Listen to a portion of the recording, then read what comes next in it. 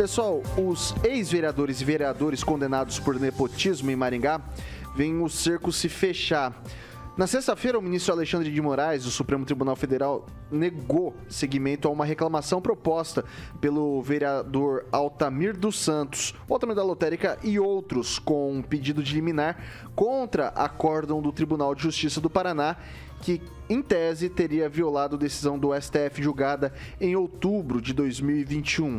O ministro, em decisão monocrática, aponta que é entendimento pacífico, súmula 734, que não cabe reclamação quando já houver transitado em julgado o ato judicial que se alega tenha desrespeitado decisão do Supremo Tribunal Federal. No Superior Tribunal de Justiça, onde tramitam os embargos de divergência em agravo de recurso especial, o Ministério Público Estadual foi intimado na sexta-feira diante de impugnação dos embargos feita através de petição no dia 1º.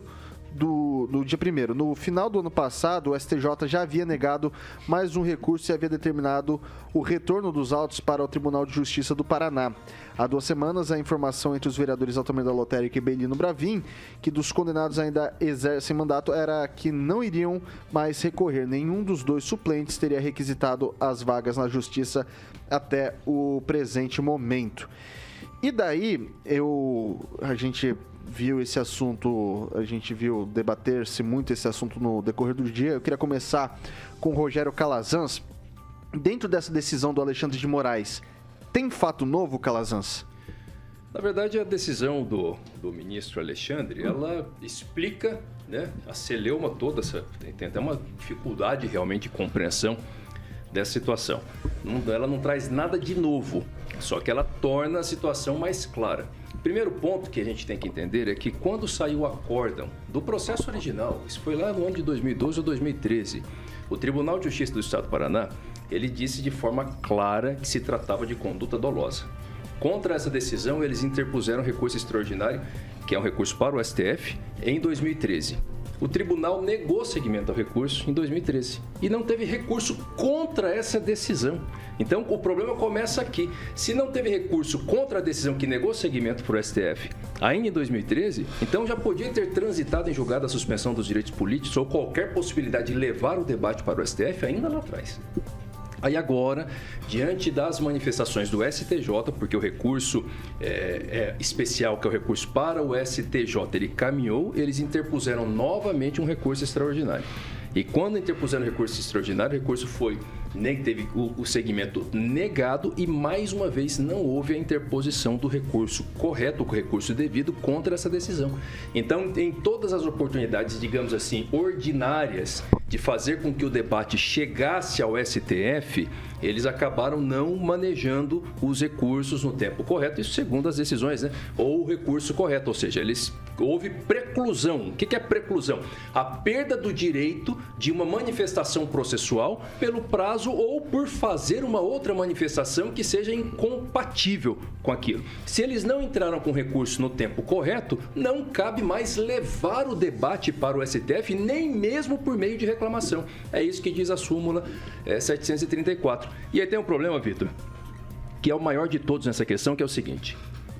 Houve em 2021, para deixar bastante claro isso para o pessoal, em 2021 houve uma nova lei de improbidade administrativa. Na verdade, não é uma nova lei. Houve uma emenda, uma reforma da lei de improbidade administrativa e essa reforma, ela acabou com aquele tipo de improbidade na qual os vereadores foram condenados. Então, hoje, realmente, esse fato que se debate dos vereadores, o nepotismo, não é considerado mais nepotismo. Ô, Calazans, vou pedir até licença para você, porque você falou isso, eu lembrei, a gente tem uma falinha do advogado, justamente sobre isso que você está falando, do advogado Rafael Luque, em entrevista concedida ao Gilmar Ferreira no Diário de Maringá, ele explica um pouquinho dessa questão. Eu vou pedir pro Carioca e pro Samuca soltarem, daí você já conclui a sua linha de raciocínio, só pra gente entender a argumentação, a linha de argumentação do advogado desses vereadores e ex-vereadores. Vamos ouvir o Rafael Luque. E basicamente o que nós temos de novidade no caso é que surgiu uma questão numa ação direta de inconstitucionalidade. O número da ação é 6678 e dentro dessa ação direta de inconstitucionalidade, essas ações têm a seguinte característica: elas afetam todos os processos que versam sobre o assunto. Essa ação específica teve uma medida cautelar em que o ministro Gilmar Mendes afirmou, né, determinou, aliás, que não se aplica a perda da função pública para situações como a do nepotismo. Não só do nepotismo, mas qualquer violação dos princípios gerais da administração pública. Em resumo, como existe, né, na lei de improbidade as condutas graves, médias e leves. O nepotismo está na leve, sempre esteve na leve. E aí o que acontece? Retiraram, o ministro Gilmar considerou que é extremamente gravosa a penalidade de perda da função pública para o tanto para a gravidade que a conduta do nepotismo representa. Para concluir, Calazans, o advogado tem essa linha de raciocínio, você concorda? Veja bem, então eu estava dizendo, vou concluir bem rapidamente. Então, houve de fato essa mudança na lei, o advogado tem razão, a lei veio, acabou com esse tipo de improbidade administrativa, só que a regra geral de direito é que se aplica ao fato, a lei da época. E a lei da época previa que era improbidade e que cabia, sim, a suspensão dos direitos políticos e a perda da função pública. Aí a decisão do ministro Gilmar Mendes, eu concluo aqui, ela diz que a nova lei ela pode retroagir exclusivamente para, primeiro, casos que não transitarem em julgado. Então, com essa nova decisão do ministro Gilmar Mendes, do ministro Alexandre de Moraes, pode ser que se considere trânsito em julgado essa matéria, ainda lá por conta da ausência de recurso contra o recurso extraordinário, contra a negativa de segmento do recurso extraordinário de 2013. Então, temos um primeiro obstáculo aqui. Para ser limpo, né, e sincero, para não trair a minha profissão aqui, tem que colocar essa questão. Segundo ponto. A lei nova só retroage para casos culposos, não para casos dolosos. Ele foi bastante claro nesse ponto.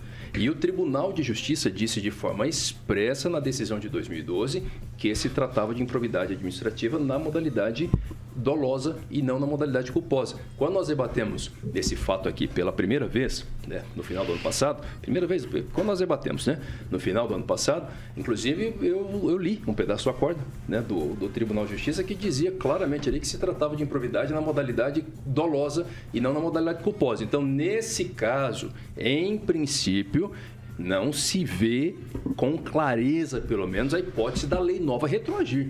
Se a lei nova não retroage, vai valer a lei da época. A lei da época diz que cabia, sim, a perda da função pública e a suspensão dos direitos políticos. São coisas diferentes. No caso, o juiz não aplicou a perda direta da função pública. O juiz aplicou a suspensão dos direitos políticos, que pode gerar como reflexo a perda da função pública. Não é automático. Tem que ter ainda um procedimento para que isso aconteça. Portanto, realmente, a gente sempre vê as notas, não, eles continuam nativos. Continuam, exatamente.